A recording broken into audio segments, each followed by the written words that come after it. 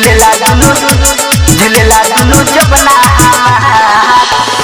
पहले से ढीला कोइले बाई यार रे दूसर में सखी हो ठचू से भाता रे का हम कहीं रे सखी पहले से ढीला कोइले बाई यार रे दूसर में सखी हो ठचू से भाता रे तीसरा दब के फुलावे देवरा हमार रोटी बेलत में झूलेला दुनु जबना हमार रोटी बेलत में झूलेला दुनु जबना हमार रोटी बेलत में झूलेला दुनु जबना लूटेला हमसे लहर देखे ना दिन दोपहर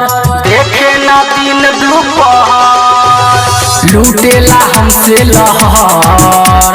देखे ना दिन दोपहर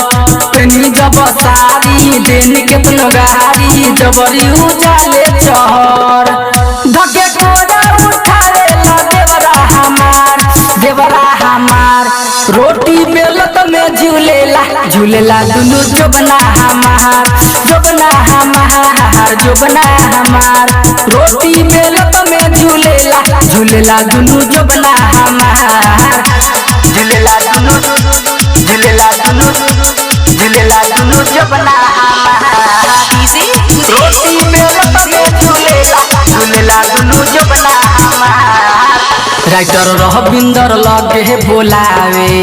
ओही चीजे पर नजर गड़ावे राइटर रविंदर लगे बोलावे ओही चीजे पर नजर गड़ावे अनिल देहाती हवे उता पहाती मोहन विकास कोल्हावे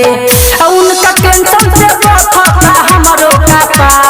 हमरो का पार रोटी बेलत में झूलेला दुनु जबना हमार रोटी बेलत में झूलेला दुनु जबना हमार पहले से ढीला कोइले बाई यार रे दूसर में सखी हो ठचू से भाता रे तीसरा दब के फुलावे ला देवरा हमार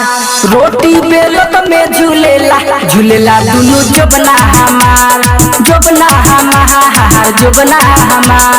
रोटी बेलत में झूलेला दुनु जबना हमार रिकॉर्डिंग स्टूडियो बंकुल बाजार।